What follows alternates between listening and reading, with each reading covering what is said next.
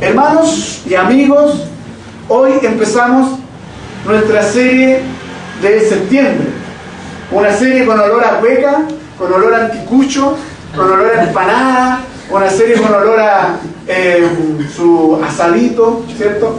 Una serie que también tiene como un aire de nuestras fiestas patrias. Una serie que está básicamente enfocada en la Biblia. ¿Y por qué esta serie? ¿Por qué el mes de la Biblia? Se preguntarán algunos. Creo que los que somos un poquito más antiguos lo podemos saber, pero no necesariamente todo el mundo tiene que saberlo. ¿Por qué el mes de la Biblia? ¿Por qué se dedica, no está en el calendario litúrgico, pero por qué se dedica un tiempo o un momento para recordar la importancia de la Biblia? ¿Será porque la Biblia es algo importante? ¿Será porque la Biblia es la palabra de Dios y esta transforma y cambia corazones, realidades, etcétera? Y se celebra básicamente porque no es que celebremos a la Biblia cayendo en la bibliolatría, sino que se hace un alto en todo lo que nosotros podamos conversar, porque creemos que es importante estar constantemente recordando de la importancia de la Escritura para el pueblo cristiano. El mes de la Biblia fue instituido en el mundo cristiano evangélico en septiembre, porque el 26 de septiembre de 1569 se concluyó la impresión de la Biblia en español, llamada la Biblia del Oso. Y esa Biblia, en su portada, tiene un oso. ¿Por qué dirán ustedes que tiene un oso? Porque en su tiempo, ustedes viendo, catecúmenos, estábamos recién viendo eso, historia, no se podía predicar el Evangelio fuera de la Iglesia Católica. Por lo tanto, esto era un contrabando. ¡Oh, qué mal! No se podía tener la Biblia así a libertad como usted la tiene, que puede tener 2 versiones, 5 versiones, 6 Biblias, 7 Biblias en su casa. Eran escasas las Biblias, porque era la palabra de Dios que en ese tiempo le estaba trayendo complicaciones a quien gobernaba el mundo, por decirlo de alguna forma.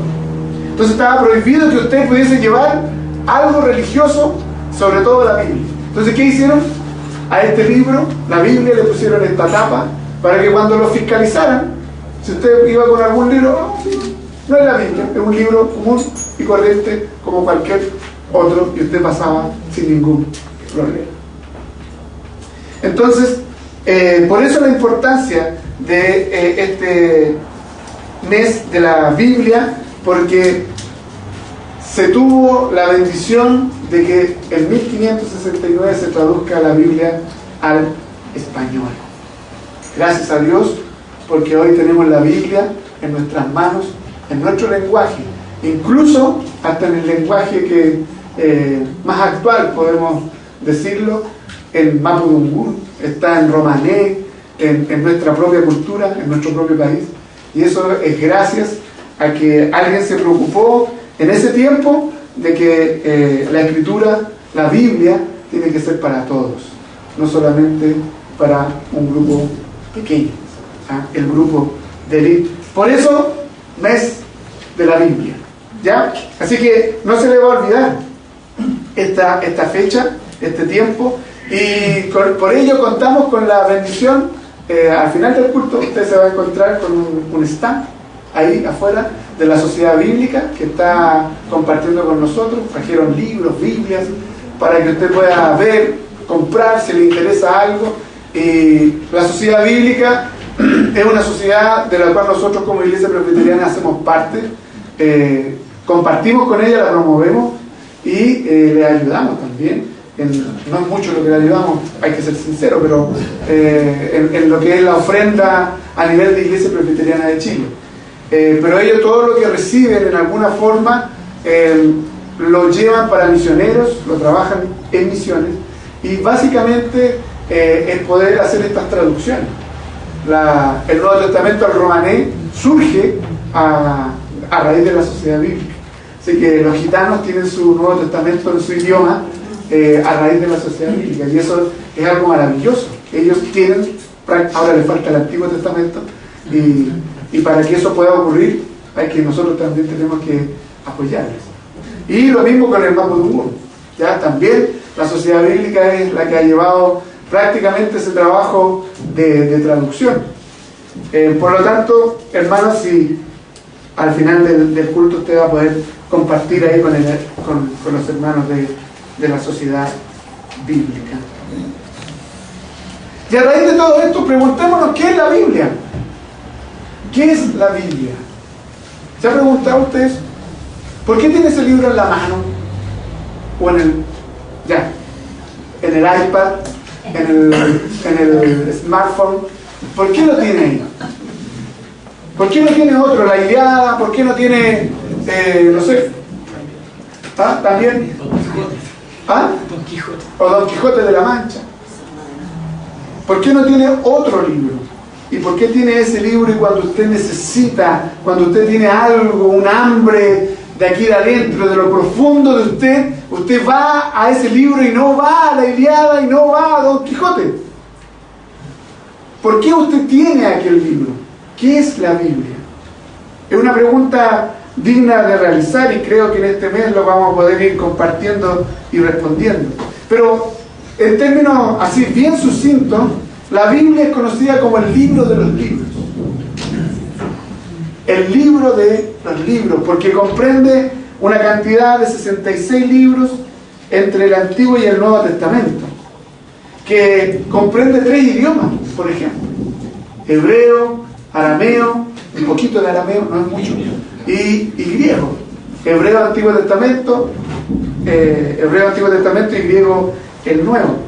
Redactada en un largo periodo, con prácticamente una diversidad de autores y de épocas que todos apuntan hacia un mismo objetivo. Eso es lo interesante de la Biblia, que aunque son libros distintos al parecer, Génesis, Apocalipsis o Timoteo, como estamos viendo ahora, todos apuntan hacia una sola cosa. Todos apuntan hacia glorificar al Señor y gozar de Él para siempre. Y todos apuntan en lo esencial, a la historia de la salvación, a la historia de la redención, hacia Cristo. Usted desde el principio en Génesis va a poder encontrar las referencias hacia Cristo, y en el Apocalipsis como claramente se habla del Señor Jesucristo. Así que este libro no es cualquier libro. Claramente es un libro religioso. Claramente es un libro que tiene algo que decir más allá del diario que usted puede leer electrónicamente o que le pueda llegar a la casa o a la oficina.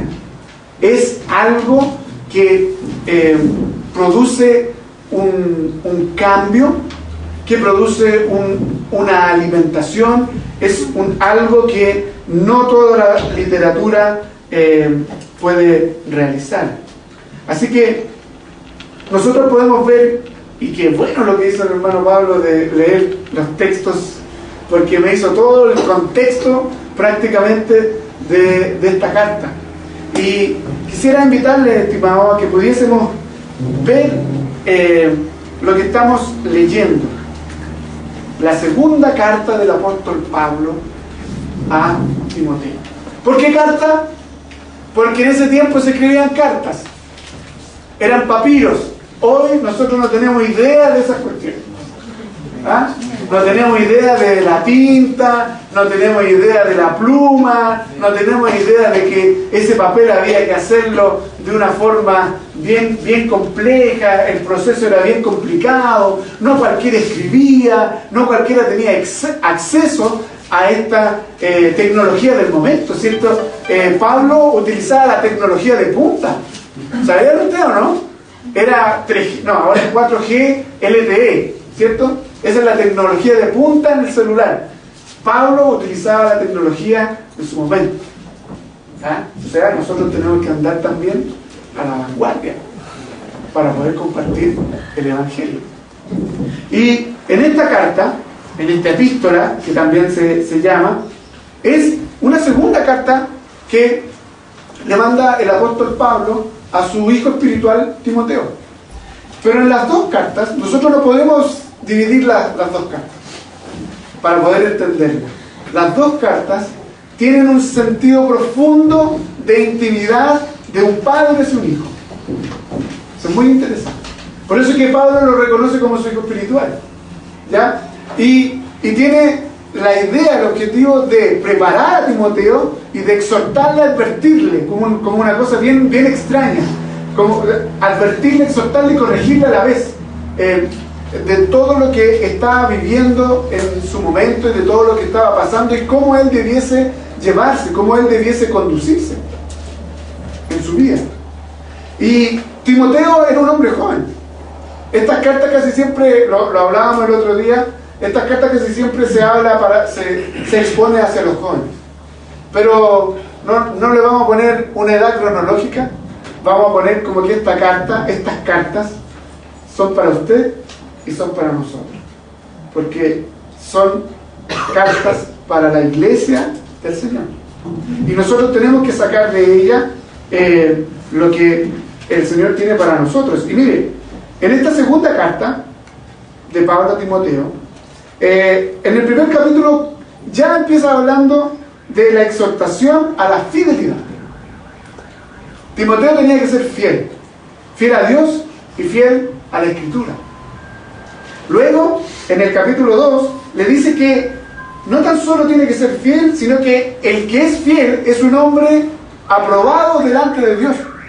¿Ah? Un obrero aprobado por Dios. ¿Se recuerdan? Ese corito, procura con diligencia. No, me fui muy lejos. Presentarte a Dios, procura con diligencia. Presentarte a Dios como obrero aprobado que no tiene de qué avergonzarse. Antes nos enseñaban también así, de esa manera, algunos textos bíblicos. Y claramente va desarrollando esta idea, y en el capítulo 3, después que lo preparan todo esto de que tiene que ser fuerte, tiene que ser fiel, tiene que ser un obrero aprobado, en el capítulo 3 le dice la impiedad de los últimos días. O sea, lo empieza a adentrar en que en los últimos tiempos van a ocurrir cosas medias extrañas. Y que Timoteo tiene que estar preparado para cuando se encuentre con aquellas cosas. Que no lo pille de sorpresa. ¿Lo ha pillado de sorpresa algo usted y no preparado? Como por ejemplo su terremoto. Cuando siempre nos dicen que tenemos que tener ¿qué cosa? Agua, linterna, radio, velas, pilas, un pack por ahí de alguna cosita para comer. Y sí, después del terremoto, después del temblor, más o menos nos ponemos un poquito, dejamos la pila, dejamos la radio, dejamos esto, pero después pasa el tiempo y se nos olvida. Y cuando viene el terremoto, cuando viene el sacudón, no tenemos nada, absolutamente nada a mano. Y no sabemos cómo enfrentar esa situación. Bueno, Pablo le está diciendo a Timoteo, van a venir remesones, van a venir terremotos, van a venir circunstancias complicadas, pero tú, si eres fiel y si eres un obrero aprobado, vas a poder estar preparado para enfrentarlas. Luego, en esta misma carta que acabamos de ver, Pablo le hace un encargo a Timoteo, que es donde nos vamos a centrar en el día de hoy. Y al final, en el capítulo 4, Pablo le entrega unas instrucciones personales a Timoteo, algunos saludos finales. Es interesante todos los nombres que salen ahí, de cómo era la iglesia y cómo funcionaba ella. Y les quiero pedir que nos centremos ahora en el capítulo 3 de esta segunda carta. Dice, ahora bien, ten en cuenta que en los últimos días vendrán tiempos difíciles. ¿Cuáles son esos últimos tiempos? Hay discusión entre los eruditos bíblicos porque no pudiesen dar a entender de que son algo escatológico, que son los últimos días, el final, cuando venga el Señor Jesucristo. Pero otros, que es lo que yo creo que es que los últimos tiempos se refiere a cuando Cristo vino y desde ese momento en adelante estamos viviendo los últimos tiempos. ¿Ya? O sea, es como un tiempo constante mientras estemos, o un tiempo constante de maldad, mientras Cristo va a prepararse. ¿Recuerdan, Juan? Va a prepararnos un lugar en el cielo y vuelve, y que nos dice que tenemos el Espíritu Santo que nos consuela y nos guarda de todas estas cosas. Claro, ¿por qué? Porque la maldad cada vez se va aumentando, y los tiempos, sí o no, cada vez están siendo peores. La maldad, el pecado es el mismo, pero la maldad cada vez va aumentando. Entonces, la gente, dice, versículo 2, estará, mire, dígame si esto no ocurre hoy, llena de egoísmo y avaricia. No son dos partes, sino que están unidas. Nuevamente, un hilativo. La gente estará llena de egoísmo unido y avaricia. ¿Es eso lo que ocurre en el día de hoy? Cada vez somos más egoístas y cada vez somos más avaros. ¿Es usted egoísta? Yo soy egoísta. Y a lo mejor soy súper avaro. Mire, serán jactanciosos y arrogantes. ¿Qué es jactarse? Ya, ufanarse. ¿Qué es ufanarse? Ostentar. Hablar bien de uno, ¿cierto? Gloriarse en uno mismo, exaltarse hacia uno mismo, ¿cierto? Serán jactanciosos, arrogantes, blasfemos. Miren, desobedientes a los padres. ¿Han visto un cierto grado de problemas de autoridad en el último tiempo en la sociedad? ¿Será problema del Estado que los chicos tengan este problema con la autoridad?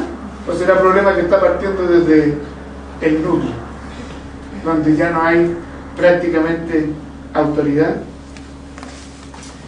Ingratos, impíos, insensibles, implacables, calumniadores, libertinos, despiadados, enemigos de todo lo bueno. Mire, traicionero. ¿Le ha tocado algún traicionero? Oh, que son terribles. Y son para... ¿Alguien lo ha traicionado aquí? ¿Han sido traicionados? El Señor Jesucristo fue traicionado. Y por un muy cercano, íntimo, por un apóstol. Dice, impetuosos, vanidosos y más amigos del placer que de Dios. Versículo 5, miren, interesante. Aparentarán ser piadosos, pero su conducta desmentirá el poder de la piedad. Con esa gente, ni a la esquina. Con esa gente ni de aquí para afuera. Claramente el apóstol Pablo le está diciendo, abre los ojos, pon atención a todo lo que está ocurriendo a tu alrededor, pon atención quién dice ser y no lo es. Aquí hay una forma de poder darse cuenta quiénes no son. Porque ojo, le está hablando a Timoteo, pero está hablando de aquellos que son pertenecientes a la iglesia. Está hablando de la iglesia, que aparentan ser, pero no lo son. ¿Y cómo se va a ir dando cuenta? Como dice la misma palabra, la Escritura, por sus frutos los conoceréis. Y aquellos que tengan estas cualidades, o alrededores de estas cualidades, estas características, por decirlo mejor, uno se puede decir que este no es de los trigos limpios. Es un dicho que se utiliza, no es de los trigos limpios. Podríamos decirlo de esa forma. Y mire, el apóstol nos dice, con esa gente no nos juntemos. Es drástico el apóstol. ¿Por qué será? ¿Por qué será que él no quiere que nos juntemos con aquellas personas? ¿Será porque usted y yo somos maleables? ¿Será porque usted y yo somos de tendencia al mal, somos de tendencia al pecado, y que si nos mantenemos muy juntos con ciertas personas, somos influenciables, y que podemos tener las mismas actitudes y podemos adquirir las mismas características que aquellas personas. Por lo tanto, si usted se junta con los que hacen el bien, va a hacer las cosas correctas y va a hacer lo que agrada a Dios. Pero si se junta con aquellas personas que dicen de aquí, y alaban al Señor, y levantamos las manos, y oramos, y hacemos grandes predicaciones, etc., y su testimonio de vida interno y alrededor no es muy santo que digamos, nos está diciendo, hey, pongan mucho ojo. Dice, así son los que van de casa en casa cautivando a las mujeres débiles cargadas de pecado, que se dejan llevar de toda clase de pasiones. Ellas siempre están aprendiendo, pero nunca logran conocer la verdad. Del mismo modo que Janes y Jambres se opusieron a Moisés, también esa gente se opone a la verdad. Son personas de mente depravada, reprobados en la fe, pero no llegarán muy lejos, porque todo el mundo se dará cuenta de su insensatez, como pasó con aquellos dos. Esto no lo vamos a centrar solo en las mujeres para que no se sientan mal las mujeres. Es una situación de la época. Contexto. El gnosticismo estaba haciendo su pega muy fuerte. El gnosticismo es una filosofía de religión que estaba adentrándose en el cristianismo. Y lo interesante que uno puede identificar cuando entra esto a la iglesia, porque esta filosofía lo que busca es encontrar algunos dentro de la congregación iluminados y enseñarles las verdades espirituales de verdad. Es como algo sectario, es algo cerrado. Nadie más tiene acceso, solamente unos pocos, solamente algunos, porque no toda la congregación tiene que saber toda la verdad, solamente algunos pueden y son elegidos para ello. Y eso hasta el día de hoy está en la iglesia, eso hasta el día de hoy se mantiene. Y por eso es que nosotros tenemos que tener cuidado, porque el gnosticismo es fuerte en sus diversas ramas, en sus diversas expresiones. ¿Y sabe qué es lo interesante? Que el evangelio es abierto. El evangelio no se esconde. El evangelio se predica a los cuatro vientos. El evangelio se abre en las puertas del templo. El evangelio es compartir la escritura, compartir la palabra, compartir el amor de Dios sin problemas y sin decir, sí, tú eres el que puede aprender la verdad o saber la verdad. Tú eres un Illuminati, por decirlo de alguna forma. Sino que es abierto. Si es de Dios, el Espíritu Santo del Señor va a hacer que esa palabra actúe en el corazón de aquella persona. Eso es lo que está ocurriendo en este instante. Porque el gnosticismo nunca encuentra la verdad. Un tiempo podían encontrar una verdad a medias y la implementaban y trataban de, dentro de la congregación, empezar a hacer olitas. No, es que esto es lo que tiene que ser, esto es la verdad, esto no, está equivocado, esto no es así. Y se empieza a meter de a poco. Pero resulta que este año estableció esto y el próximo año podría establecer otra cosa que sea en contra de lo que estableció este año. Porque el gnosticismo nunca encuentra la verdad. Siempre está en una búsqueda. Versus el cristianismo, que es Cristo. El cristianismo es el Evangelio. Y el Evangelio dice que es el camino, la verdad y la vida. Es absoluta. Y no hay más frente a eso. Amén. No hay más frente a eso. Por eso es que Timoteo tenía que cuidarse en torno a ello y tenía que estar preparado para ello. Tú, en cambio, le dice, has seguido paso a paso mis enseñanzas, mi manera de vivir, mi propósito, mi fe, mi paciencia, hablando de todo lo que él ha hecho, mis persecuciones. Estás enterado de lo que sufrí en distintos lugares, de las persecuciones, y todas ellas me libró el Señor. Asimismo, nótese, serán perseguidos todos los que quieran llevar una vida piadosa en Cristo Jesús. No hay fe sin cruz. Y no hay cruz sin persecución. Eso es claro. Y mire cómo es de amoroso Pablo. Él está siendo perseguido. Él ha sido encarcelado. Y lo prepara a Timoteo y le dice, si tú te mantienes fiel y no dejas que estas cosas ocurran dentro de la iglesia, vas a ser perseguido. De una u otra forma vas a ser perseguido. Nosotros asociamos persecuciones con un estado, alguien que nos persigue con una metralleta, algo, con un cuchillo como para matarnos. No es necesariamente solo ese tipo de persecución. Hay otras persecuciones que pueden ser sutiles. Hay otras persecuciones que pueden estar implícitas en su trabajo, en sus estudios, etc. Por ejemplo, cuando un profesor sabe que tú eres cristiano y te pone puro rojo porque eres cristiano. Eso es persecución. Y tú vas con la prueba, no sé si le ha pasado, chiquillo, le ha pasado alguna vez los que están ahí en algún sobre todo en la universidad, que van y le muestran, pero profesor, esto es todo lo que usted enseñó, todo lo que usted es tal cual, prácticamente, me lo aprendí de memoria, la respuesta que usted quería. Y no tiene respuesta más que solamente, implícitamente, hacerle entender de que por su fe, él le coloca esa nota. Ahí ustedes pueden ver la película Dios no está muerto, que más o menos refleja un poco esta idea, ¿ya?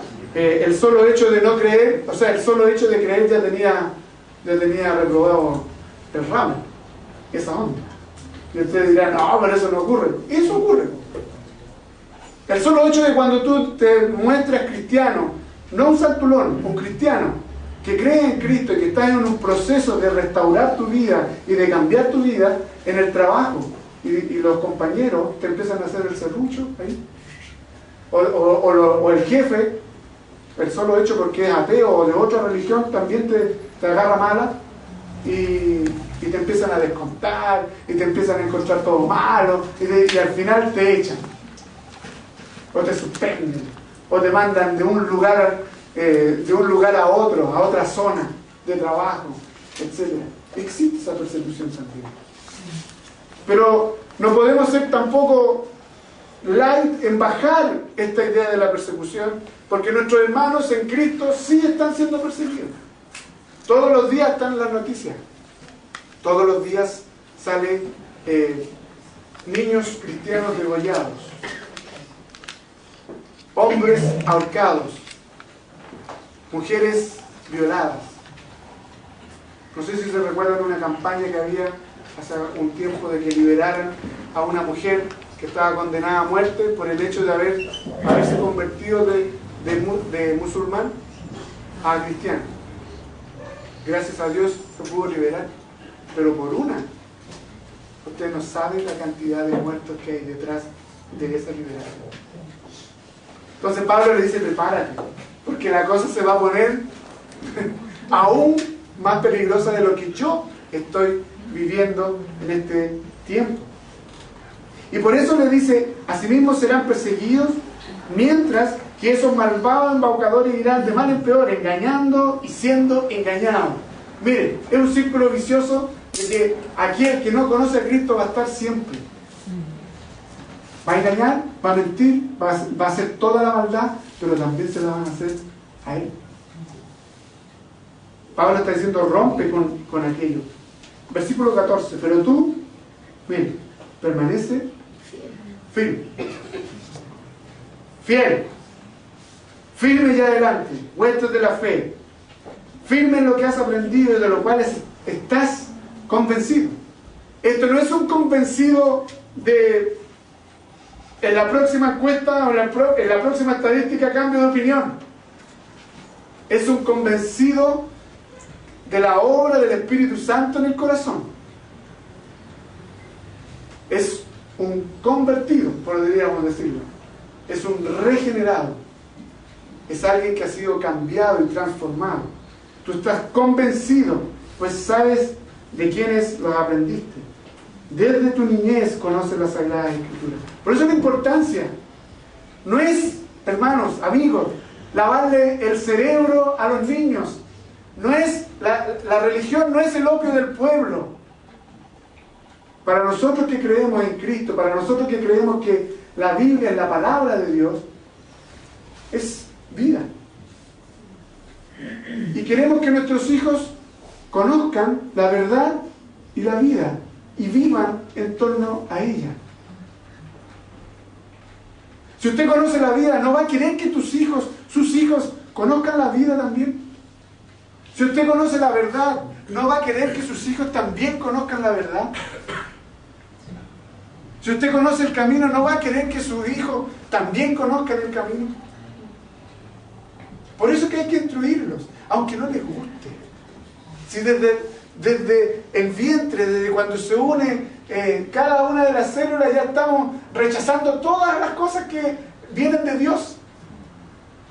Pero usted no claudique. Papá, mamá, no claudiquen en instruir a sus hijos en la palabra del Señor. Y ustedes hijos, nosotros hijos, demos gracias a Dios porque nuestros padres están preocupados de aquellas cosas. Porque ellos quieren el bien para ustedes. Ellos no quieren. Cuando les leen la palabra, cuando les dicen el devocional, cuando les dicen que hay que ir a la escuela, cuando les dicen que hay que venir al culto, no voy a decir lo que quisiera decir, pero no entendemos. No es para molestarlos, es porque los aman. Es puro amor. Así como Dios nos deja la palabra por amor, para que le conozcamos, para que le comprendamos y para que corrijamos nuestra forma de vivir, así de la misma manera, sus padres, chicos, quieren que ustedes conozcan el camino, la verdad y la vida y disfruten de ello. Porque les voy a decir algo, aunque ustedes no lo crean, también fui joven, también fui loro, también fui adolescente, ¿cierto? Aunque ustedes no lo crean. Y también no me gustaban estas cosas. Porque hay otras cosas más entretenidas, ¿o no? Hay otras cosas más entretenidas que estar acá. Hay otra literatura más entretenida, a lo mejor, que la Biblia. Hay otras cosas más entretenidas que Dios, aparentemente. Pero ¿sabe que esas son cosas instantáneas? Esas cosas llegan, y así como llegan, se van. Esas cosas no te satisfacen plenamente y estás en una búsqueda constante de poder satisfacer lo único que puede satisfacer Dios. Puede que lo encuentres en el chat, puede que ahora estés chateando a lo mejor, puede que ahora estés whatsappeando, puede que ahora estés ahí en el Facebook, puede que ahora estés en cualquier otra cosa, pensando en cualquier otra cosa, para tratar de evadirte de lo que estamos compartiendo hoy.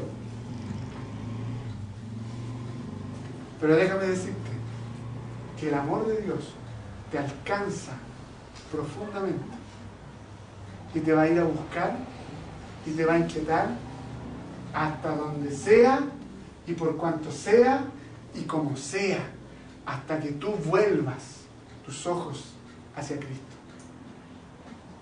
Hasta que se abran tus ojos y digas, oh, perdí el tiempo en el PlayStation. Debería haber estado leyendo la palabra. ¿Le ha ocurrido a los más antiguos? No voy a decir a los más viejos, pero a los más antiguos, que cuando descubren la verdad de Dios, cuando ven que esto es maravilloso, que esto transforma vidas, ¿cómo perdí tanto tiempo? ¿Cómo perdí años de mi vida? ¿Y cómo los desperdicié encima en distintas cosas que no es lo esencial? Cristo es lo esencial. A lo mejor ahora no lo entienden. Por eso es que ustedes, papás, tienen que seguir instruyendo a sus hijos y haciéndolos permanecer fieles. Y por eso que dice, toda la Escritura es inspirada por Dios. Toda la Escritura es inspirada por Dios. Soplada por Dios. Entregada por Dios. Para usted y para mí. Eso significa que la Escritura es inerrante.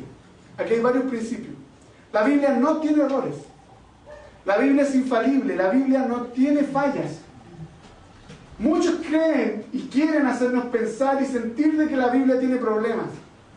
Pero no es así. No es así. La Biblia no tiene errores. La Biblia es infalible. La Biblia en su totalidad es verdadera y por lo tanto es confiable. Cada uno de los aspectos que se han profetizado, cada uno de las visiones que se han manifestado, se han ido cumpliendo en el tiempo. Cada paso que se ha manifestado de lo que Cristo ha dicho, de lo que sucederá después de que Él haya venido, se está cumpliendo paso a paso. Por lo tanto, la Biblia es confiable. Por lo tanto, usted tiene que ver de que toda la Escritura es inspirada por Dios, porque tiene la autoridad de Dios. Amén. La Biblia es la palabra de Dios. La Biblia es Dios hablándote a ti y a mí. La Biblia es aquel libro de los libros que tiene algo más relevante y más esencial que cualquier otro libro, porque es la voz de Dios hacia tu corazón. Y esta palabra de Dios inspirada es útil para el hombre, es provechosa más que útil, es como una herramienta para nosotros, para enseñar. ¿Para enseñar qué? La verdad. ¿Y cuál es la verdad? Es Cristo. ¿Y cuál es la verdad en relación a Cristo? A que tú y yo somos pecadores delante de Él y que Él vino a morir por ti y por mí, para que tú y yo tengamos vida eterna. Esa es una verdad. Y que no hay nadie que pueda tomar el lugar de Cristo. De hecho, Él no lo quiso. De hecho, Él llegó hasta el último. Y que no hay nadie, ni nada, que pueda entregar las bendiciones, el gozo y la alegría que solo Cristo puede entregar. La palabra es inspirada por Dios, directamente por Él, útil para el hombre, para enseñar, para reprender, para señalar, para advertir los errores por medio de la palabra. Usted tiene la palabra de Dios, que es para reprender, para que no deje que sus hijos, por ejemplo, o su hermano, su familia, o usted mismo, siga teniendo las malas prácticas que ha tenido en toda su vida. Porque si usted cree en Cristo, se supone que ahora es una nueva criatura y que tiene que andar de una manera nueva, de una manera distinta. Por lo tanto, la Escritura es para reprender. Si yo no encuentro a usted que está haciendo algo mal, si usted encuentra que yo estoy haciendo algo mal, ¿qué es lo que tiene que hacer? Reprenderme. Por favor, repréndame. No porque el hálito pastoral, ahí la aureola pastoral, usted no le va a poder decir nada. Diga lo que tenga que decir. Porque es necesaria la reprensión, pero bíblica. No la reprensión suya, no lo subjetivo, sino que lo objetivo. Así como el papá reprende al hijo, ¿por qué lo reprende? ¿Porque le tiene mala o porque lo ama? Porque lo ama. De la misma manera nosotros tenemos que utilizar la palabra para corregir. La Biblia es útil para corregir. Mire, reprender y corregir están unidas. Reprender es lo verbal, es decirle, mire, tú estás mal. Tú tienes que cambiar. Porque la palabra dice esto y esto. Pero corregir es tomarlo de la mano, prácticamente, o podríamos tomar del pelo al tomar, porque no va a querer, va a patalear y llevarlo dice sería bueno. Y llevarlo hacia los pies de Cristo para que se corrija.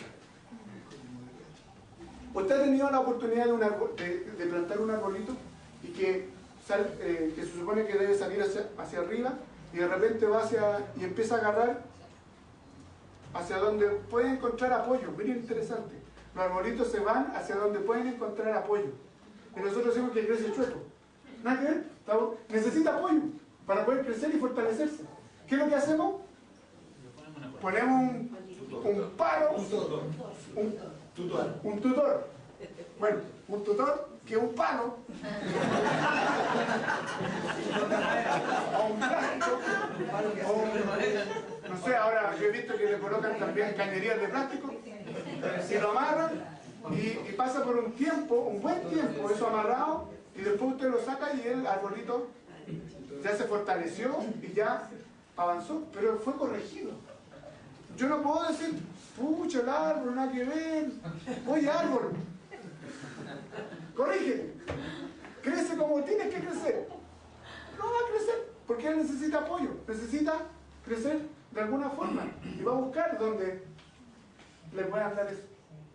Entonces, ¿qué es lo que? No, pasa. ¿Qué es lo que hago? Voy y arreglo aquello y lo corrijo. No tan solo reprender, sino hay que tomar la actitud de corregir. Y también instruir.